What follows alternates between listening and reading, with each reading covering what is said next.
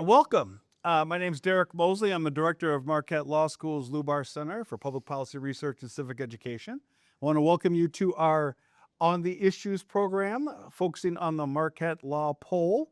I am joined, as always, by poll director Charles Franklin. Charles, welcome. And we're going to go through this poll. Because of the setup, it might be difficult to do questions during the program, so please make sure you write down the questions so we'll be able to address those at the end of the program. We should have enough time to get through the material. If not, I'll move us. So let's get started. So we're going to talk about first our topics for the day. We're going to do the methodology of the poll as we do every time. Talk about the April Supreme Court election. We have an election coming up on April 7th. If you haven't already, you can check the Law School Lubar Center's website. We have both candidates who are part of our Get to Know programs if you want to refresh your memory about either of them. We're going to talk about the U.S. attack on Iran. We're going to talk about tariffs, the policy, and Trump's approval rating. We have some state issues, actually a lot of state issues. Top issues of concern, the governor's primaries, even though we won't talk a whole lot about that because not much has changed. And we're going to talk about job approval ratings. So, Charles, I'm going to ask you first to start us off with the actual methodology of this poll. So the survey was in the field March 11th through the 18th. We interviewed 850 registered voters. That has a margin of error of plus or minus 4.4. I see I left it off of here, but we also interviewed likely voters that has a 5.3 margin of error, somewhat smaller sample size. We also asked some questions of half the sample. That just allows us to ask more material, but it does drive up the margin of error to 6.3 on some of the policy questions. For Republican primary voters, we have 396 of them and a margin of error of 3.6. And for Democratic primary voters, it's 393 respondents and a margin of error of 6.7%. But as Derek just said, not a lot changed in that race, so we won't be focusing on that today. And I see I forgot to go ahead. Okay. Partisan makeup of the sample. The sample is 36% Republican, 32 Democratic, 32 independent. When we put independents in as partisans, if they say they're closer to the Republican Party or closer to the Democratic Party, then it's the same 4-point margin, 46 Republican, 42 Dem, and just 12% independents. Of the 32% we started out who called themselves independents, most of them, about 10%, say they're closer to the Democrats, about 10% closer to the Republicans, leaving us about 12% that say they're not closer to either. Partisan leaners tend to vote with their party about 85% of the time, as opposed to 95% with pure partisans. So the leaners are quite partisan, and so we treat them as partisan in almost all of our analysis. In all of the polls that we've done over the last couple of years, this is very close to the aggregate partisan balance, which is 46, 42, and 13 independent across all the 2025 and 2026 polls. So we're very close to that. And so let's jump into our first race that we have coming up 2 weeks, April 7th, between Judges Maria Lazar and Judge Chris Taylor. I'm just going to ask you, how does it look so far? Well, just 2 weeks to go. It seems awfully close. Early voting's beginning. And a lot of people still haven't made up their minds. The gray dot over on the right is the percent undecided. That's 53% in this poll at the top who still are undecided 2 weeks out. This is among all registered voters, I should say. Taylor has a small advantage, 23% for her, 17% for Lazar. You can see that a month ago in our February poll, it was 66% undecided. So we really have had some decrease in the undecided, a 13-point decrease in that. And in that one, Taylor had a 5-point advantage versus a 6-point advantage this time. So not very much change in the vote split, but some more making up their minds. On the other hand, that's all registered voters, and we're certainly not going to have 100% turnout in 2 weeks. So we look at likely voters to try to pull this down to the folks who tell us in the survey they're absolutely sure they're going to vote. And so that's this slide. 46% are undecided among likely voters, so a little bit of a decrease, and now under 50%, but still a lot of undecided. And Taylor picks up an 8-point advantage here, 30 to 22. So from a 6-point to an 8-point advantage, just a little increase. But there's still a lot of folks out there undecided. Now, let me pause for a second to say the uncertainty about the election and this poll and how you should look at it. With 2 weeks to go and not quite half of likely voters yet to make up their mind, there's obviously room for change in this last 2 weeks. If that change were heavily asymmetric, going heavily to one candidate, they'd win by even more or lose by even more, or vice versa. We could see the flip. We don't usually have this many people undecided this close to an election. On the other hand, if you're undecided 2 weeks out, are you actually going to vote? And so the other side of it is not changing your preference, but who decides to vote and who doesn't vote. And there's a Democratic advantage on that we'll get to in a minute. But there's a lot. I just want to make the point that there's more than the usual uncertainty 2 weeks out, given the indecision and given what turnout may actually turn out to be. Last year in the Supreme Court election, we saw 61% of registered voters show up and vote in that election. The year before that, in the Protasewicz race, it was 50% turnout.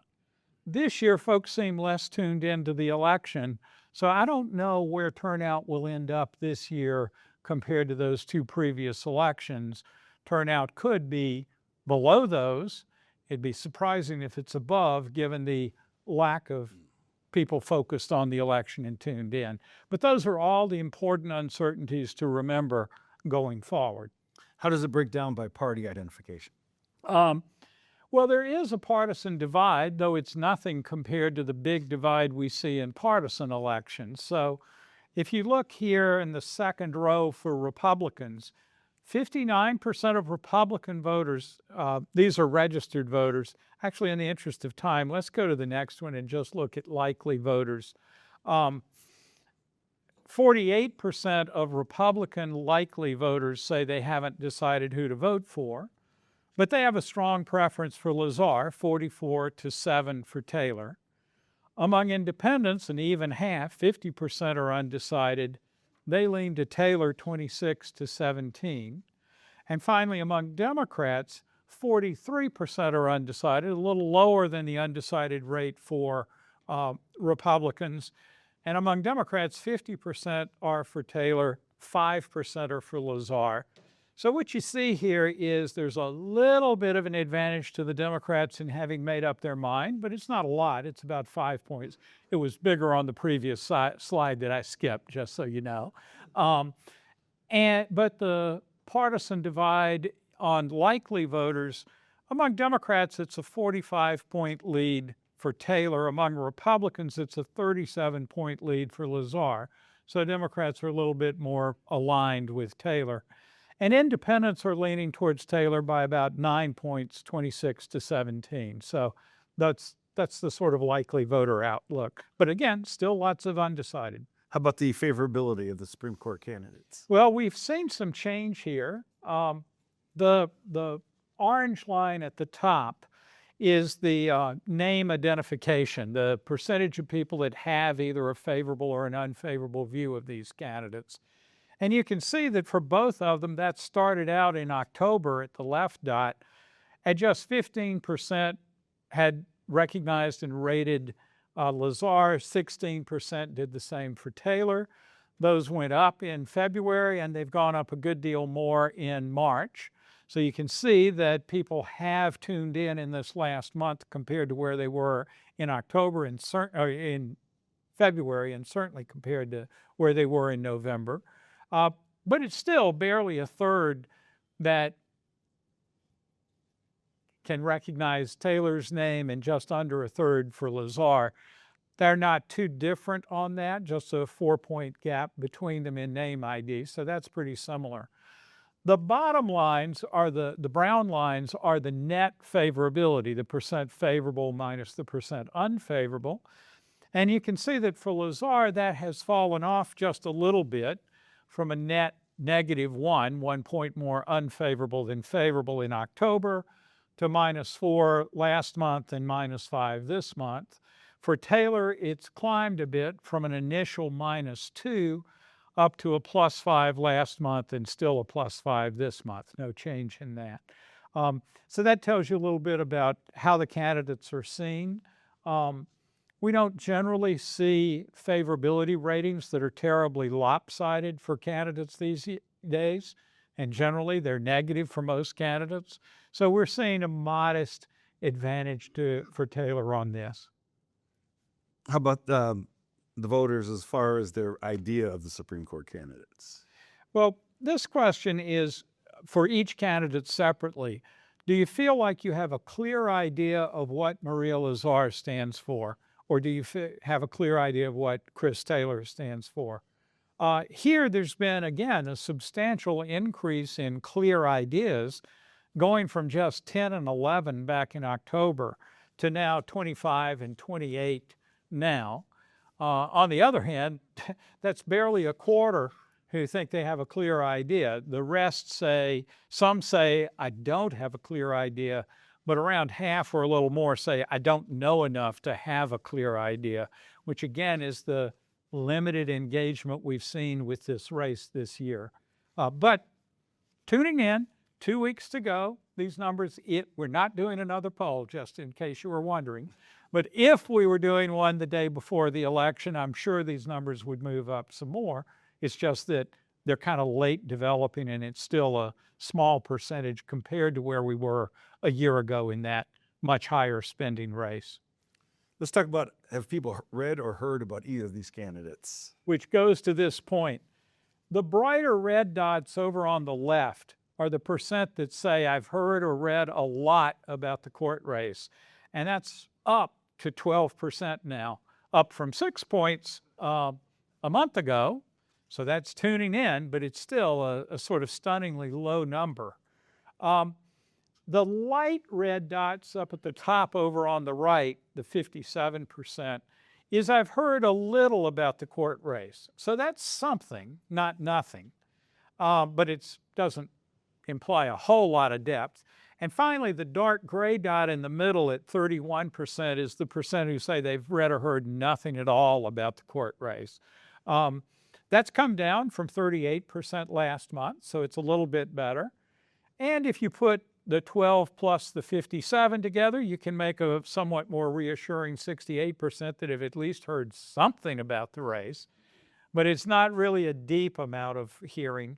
And on the very bottom, those are the same question a year ago in that race, where the dark red dot, 39% had heard a lot in February about that race. We didn't ask it in March. We didn't do a poll in March. So people were much more aware of the court race a year ago than they are this year. But it's picked up a little bit, still not an overwhelming amount of familiarity. Now, this might explain the 38% that don't know anything at all. You asked about the Supreme Court election and can it tip the balance of the court? So we got to do a little arithmetic here. This year, the so-called liberals on the court have a 4-3 advantage, but it's a conservative justice who's retiring.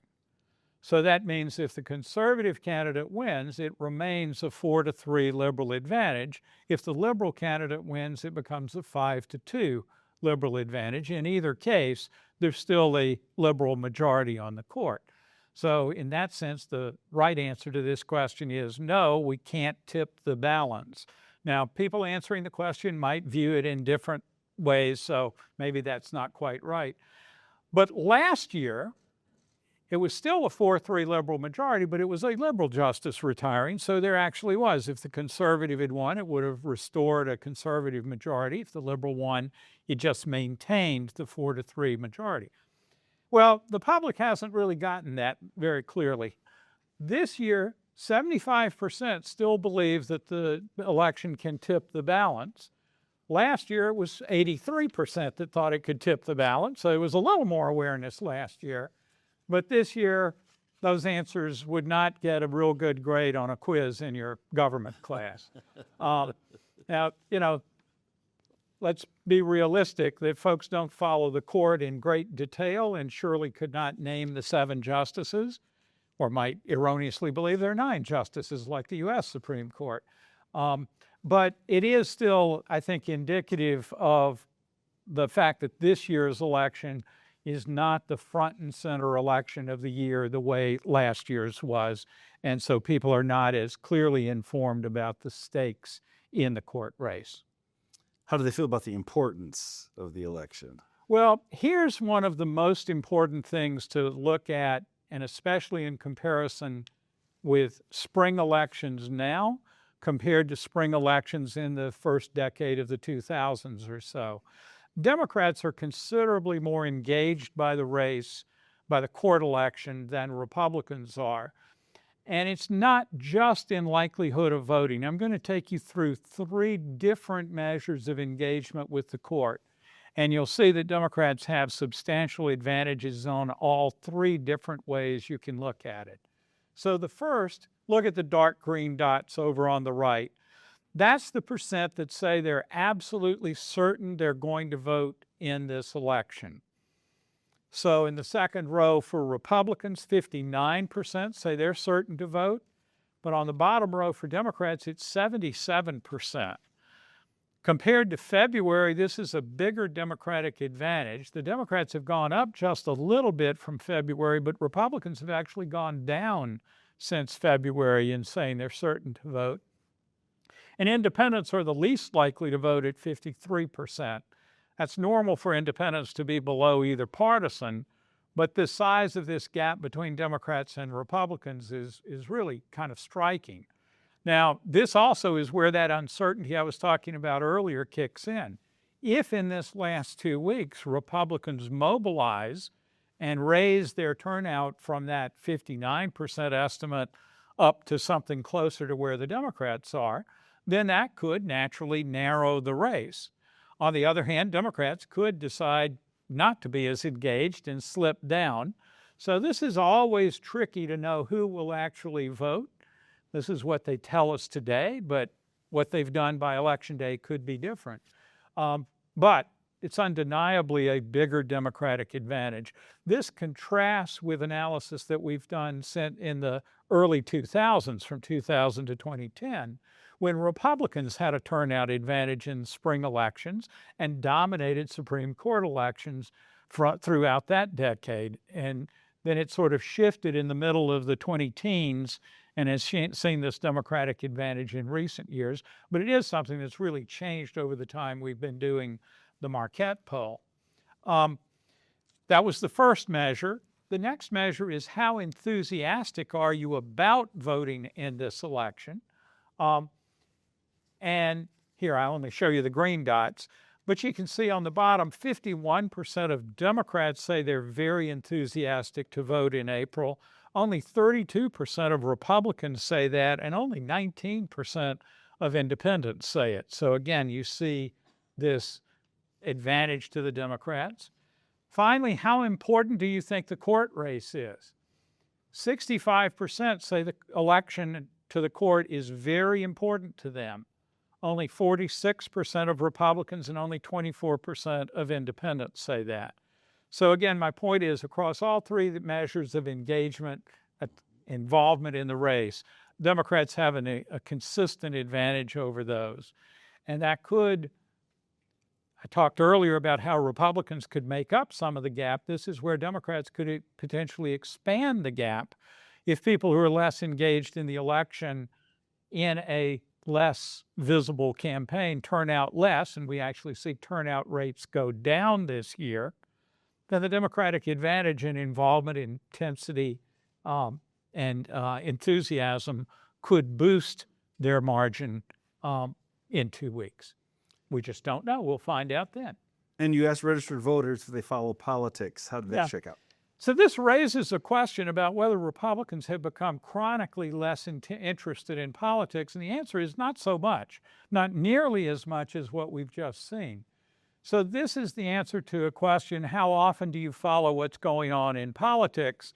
And these are the people that say, I follow politics most of the time, the top answer to that question. 65% of Democrats follow it most of the time, but 60% of Republicans do as well. So only a 5-point gap there. That's a lot less than the gap we saw in likelihood of voting or enthusiasm or importance of the race. So what this is showing you is this gap between Democrats and Republicans in this election is more specific to the election itself, not reflecting some shift in which Republicans have become chronically less engaged in politics. And certainly has implications for the fall elections, where this large Democratic advantage in April is likely to be a good deal smaller, as the November gubernatorial election and attorney general election are likely to mobilize many more voters. We'll find out in the fall how people answer the questions then. So let's do a shift. Let's go to national politics real quick. Okay. As there has been other stuff going on in the world. As you know, the U.S. launched its air campaign against Iran on February 28th, and we were in the field after that. So these data are completely after the war began. And people are, on balance, disapproving of the attacks on Iran. 61% disapprove, 39% approve. There's a big partisan gap, though we see bigger gaps on other questions. 75% of Republicans approve of the attacks, but 73% of independents disapprove, and 97% of Democrats disapprove. On the Democratic side, you're going to see this on slide after slide after slide, where Democrats are virtually unanimous in opposing Donald Trump and everything that he does. It's really a stunning degree of unity in the party on that one thing, anything to do with President Trump. It's not clear that it carries over to other policy issues, but at least when it comes to questions about the president, Democrats are stunningly united in opposition. What I think is more important is to look at independents. Now, we saw earlier that independents are 12% of registered voters in the state, so they're not a big group. But neither Democrats nor Republicans are a majority of the electorate. And so a winning party needs to bring a majority of independents over to their side in order to win, especially in the fall elections. And so the thing I want you to notice is, are the independents closer to the Democrats on this slide or closer to the Republicans on this slide? And they're pretty clearly much closer to the Democrats. This will not be the case on every slide. You will see some issues where independents are closer to the Republicans, but on quite a few of them, you'll also see independents in the gravity well of the Democrats. And on the war, at least, that's especially clear and true here. Is this new, this breakdown between MAGA and non-MAGA Republicans? Well, you've certainly, if you've watched any of the news recently or read the news, heard some voices in the conservative blogosphere, media sphere, complaining about the war in Iran, saying that, we're for America first, and this is not America first. But that's not true of the Republican Party generally. You just saw that we have 75% approval of the war within Republican circles. But I wanted to look at division, potential division within the Republican Party. So on the next slide, we're looking only at Republicans, and we're dividing them into those who are favorable to MAGA and those still Republicans, but who are not favorable to MAGA. So MAGA and non-MAGA Republicans. And where is the divide over the war within those two sets of Republicans? I should say, you'll see it in a minute, but non-MAGA Republicans are 22% of all Republicans. MAGA Republicans are 78%. So the non-MAGA Republicans are basically 1 in 5 Republicans. Not a tiny, trivial group, but certainly not approaching a big share. So here's that number. In the MAGA Republicans, the second line, 88% support the war compared to 75% of Republicans overall. But of the non-MAGA Republicans, 72% are disapproving of the war. That's very close to where independents were on the previous slide. And so the non-MAGA Republicans are where the dissent within the party is coming from. It's not coming within the so-called MAGA base. Now, some people have pointed out, I think correctly, that saying that you identify with MAGA, you have a favorable view of MAGA, is almost tautologically saying I support President Trump. The president said a week or two ago, MAGA is me. And I actually thought that was right, that it's almost the case now that to say you support MAGA is to say you support President Trump.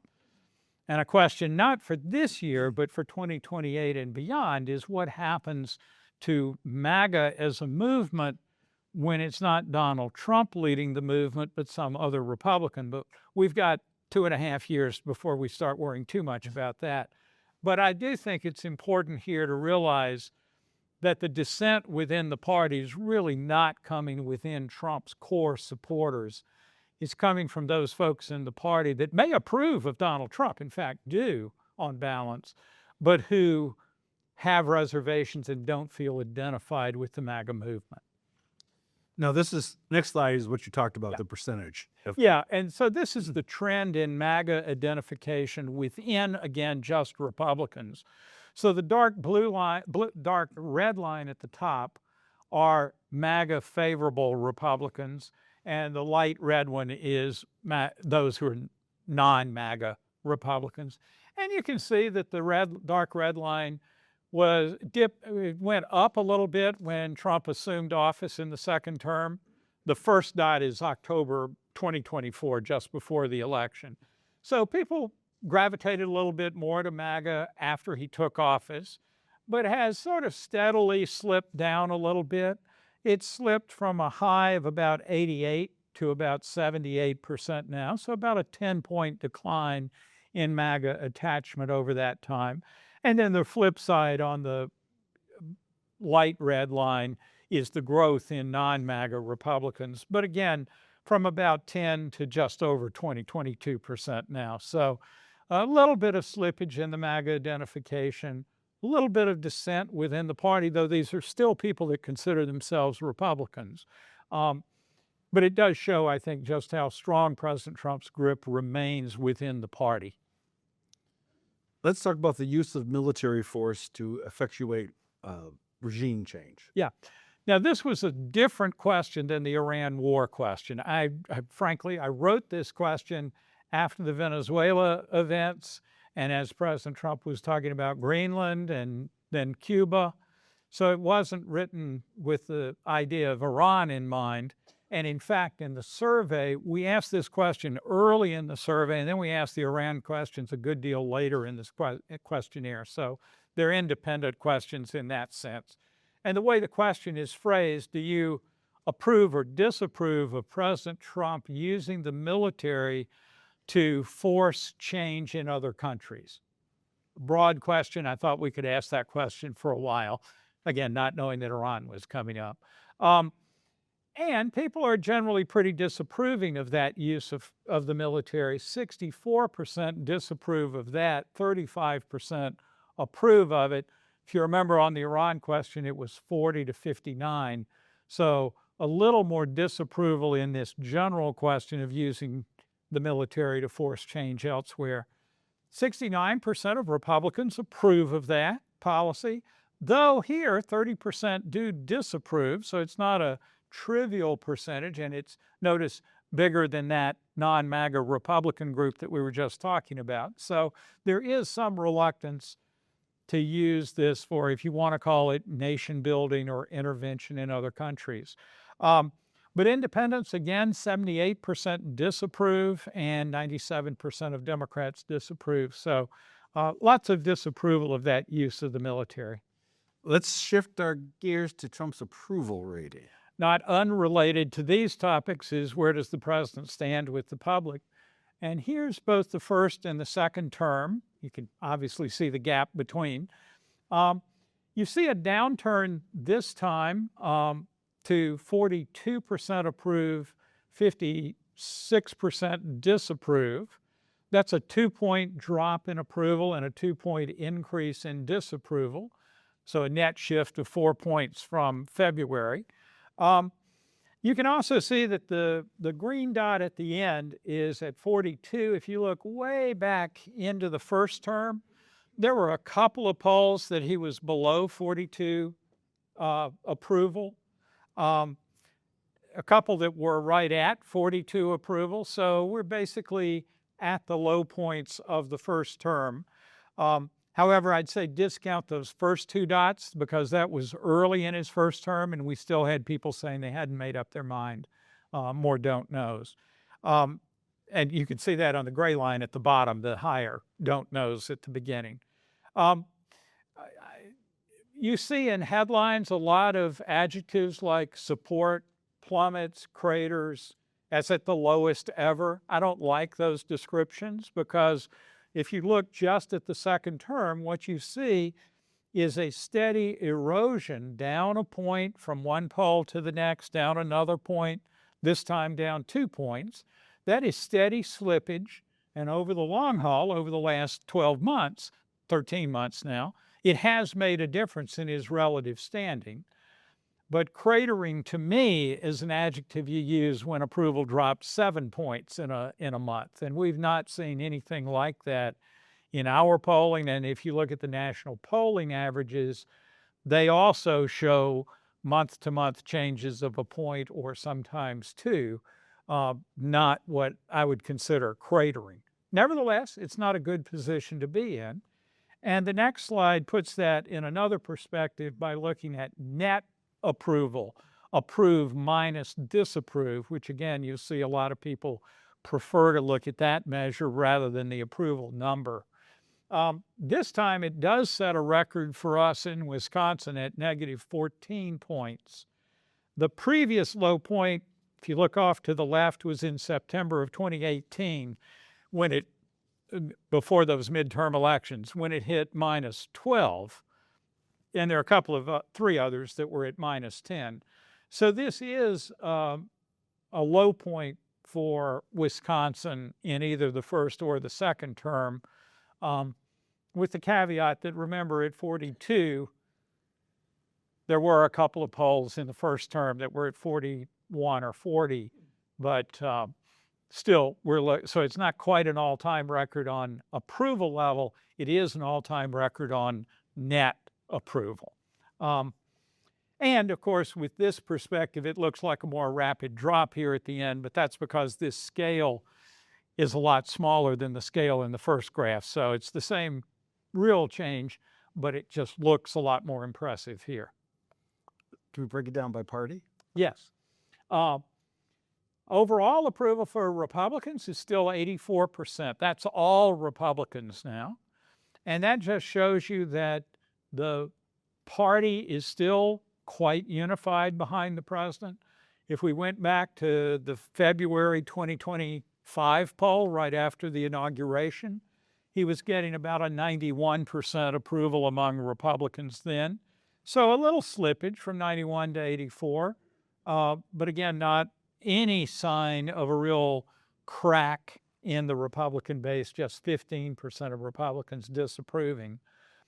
But 2/3 of independents disapprove. And again, looking ahead to November, this is one of the bad news pieces for the Republican Party here in the state and elsewhere, that 66% of independents disapprove, just 26% approve. So that is a 40-point net negative approval rating with independents.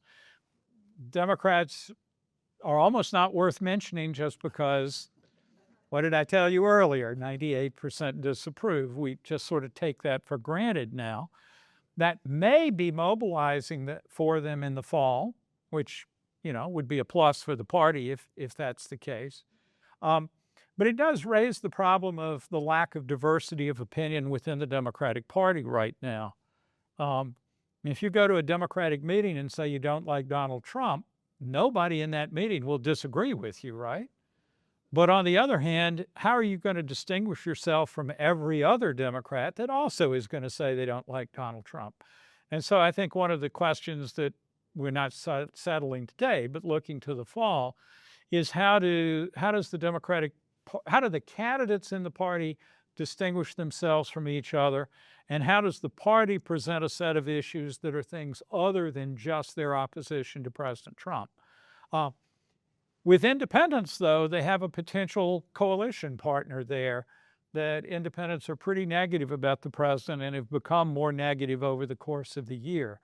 So holding on to Republican support is certainly a good thing for the GOP and for the president. But you need some more folks to come on board over the next 6 months till Election Day. What you just mentioned about people differentiating themselves between other candidates, we're going to see a little bit later when we talk about the governor's race briefly, because they haven't really moved much. That's right. Since the beginning. That's right. Let's talk about tariffs for a minute. Yeah. I don't have a slide for this one because I stupidly left it out of the slide deck, so it's all on me on this. But we did ask about the Supreme Court, U.S. Supreme Court's decision striking down the president's tariffs. And on that question, 59% approved of the court ending the tariffs, 40% disapproved. There was, again, a party split. 73% of Republicans disapproved of ending the tariffs, but 71% of independents approved of striking them down, as did 92% of Democrats. So, and on whether the president should restore the tariffs, as he said he will do under different laws, 60% are opposed to that, 40% are in favor, basically the same split as on the court's decision. So in that view, these recent developments on tariffs are pretty lopsidedly opposed to the president's position. How do Wisconsinites feel about how tariffs are affecting us? And so we've been asking this for a while, and it hasn't changed. Whoop, am I on the wrong slide? Yeah, here. Do tariffs help or hurt the economy? 53% say tariffs hurt the economy, 30% say help, but 60% of Republicans say they help the economy. 57% of independents, though, say they hurt, and almost 92% of Democrats. This has not changed much over the course of the year. When we first asked this in the spring, it was in the mid to upper 50s saying they hurt. It's still in the mid to upper 50s saying hurt. And the help was in the 30s and still is in roughly the 30s. We ask also, do tariffs help or hurt Wisconsin farmers? Because, soybean orders are down and fertilizer costs are up and other kinds of things. Here, there's more belief that tariffs are hurting the farmers here in the state. 60% say they hurt, just 16% say help.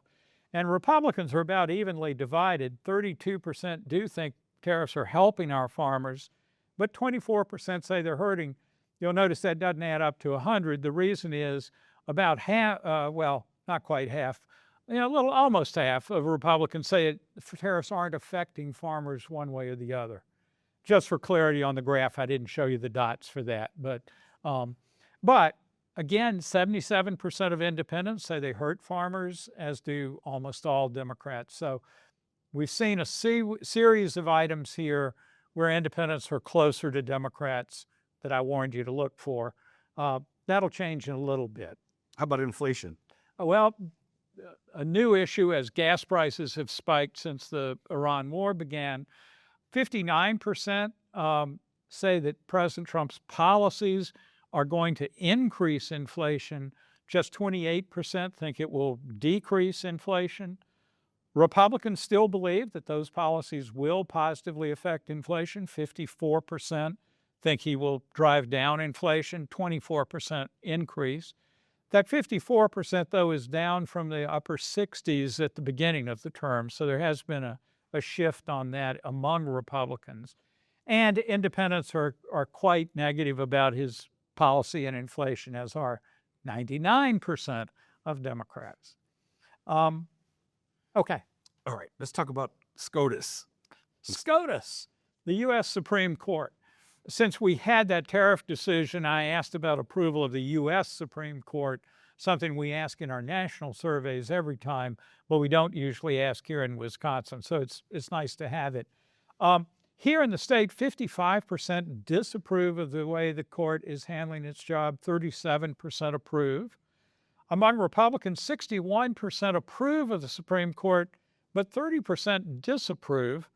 This is unfortunate that I don't have a measure before the tariffs decision to see if that decision shifted Republican thinking about the court. Still, on balance, a positive view of the court. But again, with independents, they're a little more like Democrats in disapproving of the court, and disapproval among Democrats is quite high, though 13% approve. It's not in the 90s, it's in the 80s for disapproval. If we go to the state Supreme Court, though, here the balance is in approval. 46% approve, 37% disapprove, with Republican majority disapproving at 55%, but 30% of Republicans approving of the job the state Supreme Court is doing. A slight plurality of independents approve, 43 to 32, and a sizable majority, 64% of Democrats approve versus 19 who disapprove. What you're not seeing here is around 15% of all these groups say they don't know enough about the state Supreme Court to have an opinion. If you back up to the U.S. Supreme Court, where there's fewer don't knows, you see the partisan gap is a little bit bigger for the federal court, whereas for the state court, that partisan gap is a little bit lower. So despite how contentious our recent Supreme Court elections have been, the partisan orientation to the court with the voters is clearly here, but it's not as large a gap as what you see at the federal level. How about immigration and those here illegally? Yep. This is something we've been asking for a good while and continue to monitor, especially as events unfolded in Minneapolis and now as they've lowered the enforcement efforts there. Still, when we just asked, do you think immigrants living in the U.S. illegally should be deported? That's the entire question. 57% support those deportations, 43% oppose them. 91% of Republicans support it. And here, 61% of independents support those deportations as well. So this is an example of independents being closer to the Republican Party rather than the Democratic Party. And Democrats are extremely opposed to them. Then we ask a second question with the same initial description, and including those who've lived here for a number of years, have jobs, and no criminal record. And here, support flips. Now 60% are opposed to deporting those with no criminal record, 39% in favor, but 2/3 of Republicans support deportation even for those non-criminals. And among independents now, more oppose those deportations than support them, though it's still a sizable 43% of independents that support deporting even non-criminals, and Democrats are even more opposed. So this is an issue where the party gap is pretty strong, especially on that first question, but independents are leaning more to the Republican position, though they are divided, but they're a little closer to Republicans than to Democrats. How do we feel about ICE? Cold. Thank you. I'll be back on Tuesday night. Feelings about ICE is still negative, but it didn't move very much from February at sort of the immediate aftermath of Minneapolis and the Preddy killing. 40% have favorable view of ICE, 55% a favorable view. Maybe all those folks in TSA lines will feel much better about them now. Sorry, couldn't resist. But there's a deep party divide on this. 81% of Republicans favorable, 2% of Democrats favorable. But here the independents look more like the Democrats again, 69% unfavorable to ICE. So we have a new Secretary of Homeland Security today, so we'll see how this changes going forward. But a deep party split on that. How do Wisconsinites feel about the accuracy of our elections? Yeah, this is going to begin a series of 4 questions that I'm going to take you through. And to get to the bottom line, there's some ways that we're pretty positive about our elections, but there are other ways we're very doubtful about the elections. And that divide, I think, is a important question that we will deal with. As you obviously know, the president is pushing hard for the Save America Voting Act, SAVE, whatever SAVE stands for. And you'll see that there are genuine divides on this. So the first question we ask is, how confident are you that the results of the November election, the votes will be accurately cast and counted? That's a question we've been asking since actually way back, ahead of elections. And what you see at the top is 77% say they're very, or at least somewhat confident that the election will be accurately counted. That's a majority across all 3 partisan groups, 2/3 of Republicans, 73% of independents, and 91% of Democrats.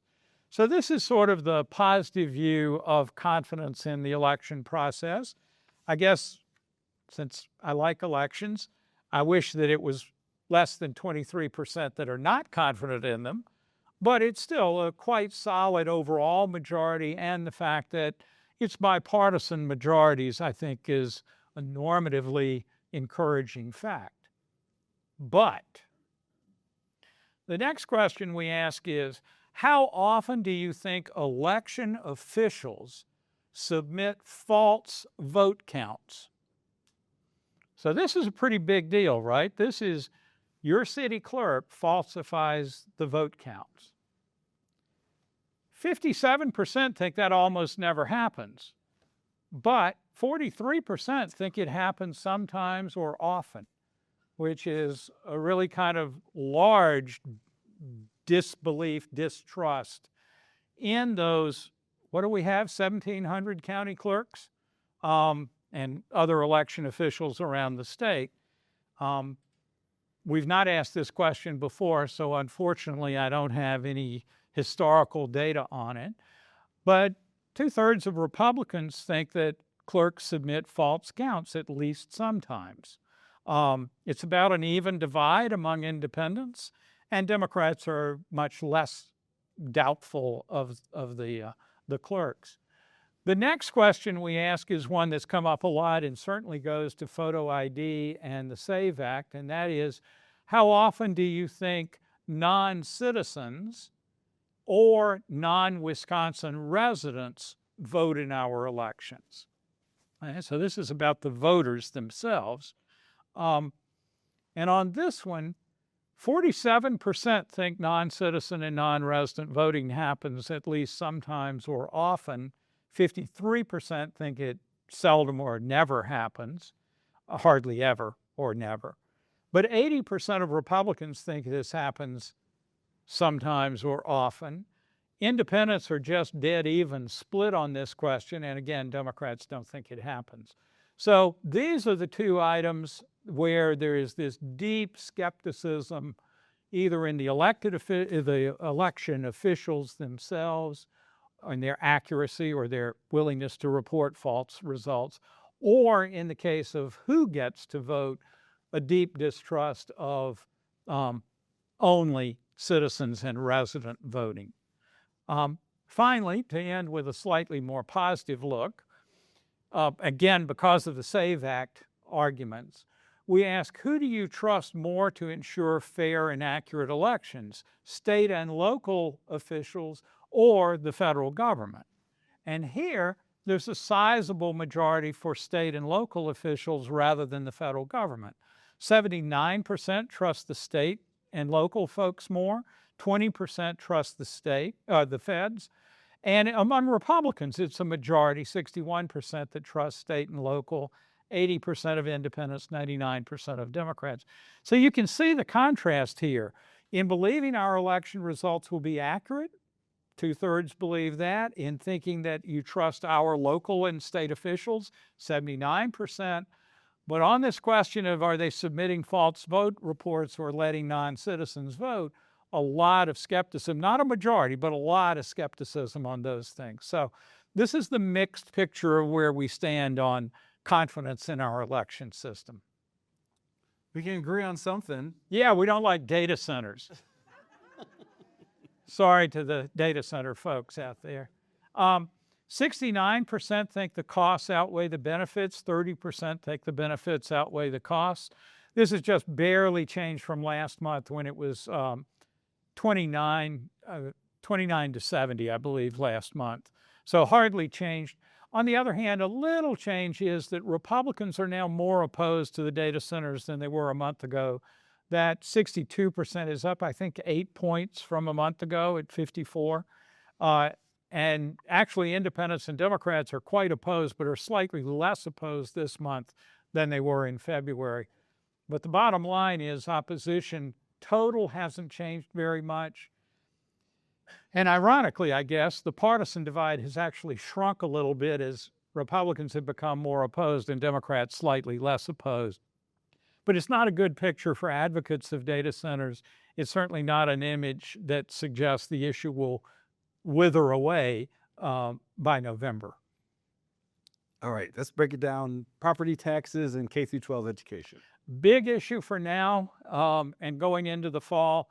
I've told you this before, 58% now say they're more concerned about holding down property taxes versus 41% more concerned for funding K-12 schools. This has been a move in favor of being concerned about property taxes for a number of years. It's still there. It's slightly down. It was 60% more property taxes last time. In the interest of time, I'm not going to go through the party splits. You can see they're quite substantial here, though this is one where independents are more on the Republican side than the Democratic side. We also asked about the governor's 400-year veto to ensure increases in school funding each year, caps. Even split 48-52 on whether they like that veto. But look at the giant partisan gap here. This is one of the biggest ones where it's 90% of Republicans versus 90% of Democrats. It's as big as it gets. And independents a bit divided on this, but with more disapproving of the governor's 400-year veto. Another thing that's being talked about in this is, though it died when the legislature adjourned, it could come back in a special session, is whether the state should send a rebate check to offset property taxes direct to voters. That'd be a one-time check. Or should increase state aids to schools as a way of offsetting the need for property tax increases at the local level. Here, it's again a pretty even divide, but 52% would increase state aids, 47% want a one-time check to offset their property taxes. But you can see that the parties, again, are split, though not as enormously divided on this one. 68% of Republicans would like a one-time check. 80% of Democrats would like an increase in state aid to the schools as a way of reducing the need for property tax increases. Also, with referenda coming up next week, we asked if you'd vote for or against a school referendum if your schools requested one. Basically an even split, but with 51 vote against, 48 vote for. That's slightly closer than it was a month ago when more opposed referenda. And there's, again, a fairly sizable, though not gigantic, partisan split on this. People are still pretty satisfied with the public schools despite that. 59% satisfied, 40% dissatisfied, a bit of a partisan gap. And I think we need to get to the governor's race. So I'm going to skip a couple of things here. You should probably hit the issues, concerns. Yes. There. We're still worried about inflation. Who knew? How could that be? 75% say they're very concerned about inflation. 63% very concerned about health care costs. That's or health insurance, I should say. Jobs in the economy is up to 60%. Affordability of housing at 57, public schools 52, and immigration at 51. And then you see ones that are less than that. I do think it's worth pointing out that only 28% say they're very concerned about crime in their community. Crime is an issue that we hear about election after election, but in our data, not just this time, but over a good stretch, at least when it comes to crime in your community, people are not generally very concerned. They may be concerned about crime in general or in crime in some other place, or depending on their community, they may be more concerned where they live, but it's not the top issue. Then we take that same list and just say, now, which one of those is most important to you? And it's inflation by a mile. 35% say that's their most important issue. Then 14% say illegal immigration. Notice that was well down in very important, but it bumps up. The reason is lots of Republicans pick it as their most important issue. Even though they rate inflation fairly big concern, when it comes to choosing one issue, immigration wins with Republicans, inflation wins with Democrats and with independents. You still see crime at the very bottom here. Okay. We want to get the governor's candidates. Very little is changed in this, and that's why didn't put it up front. So just so you know. So on the Republican side, 50% don't recognize or don't know enough about Tom Tiffany to give him a favorable or unfavorable rating. He comes out slightly net favorable, 26 favorable, 24 unfavorable. Andy Mansky, 87% don't recognize that name, and they give him a net unfavorable rating. On the Democratic side, Mandela Barnes remains the most recognized Democrat. 44% don't have an opinion, but that means 56% do have an opinion. So he and Tiffany are the only two candidates with 50% or more name ID, though they're still not up much higher than that.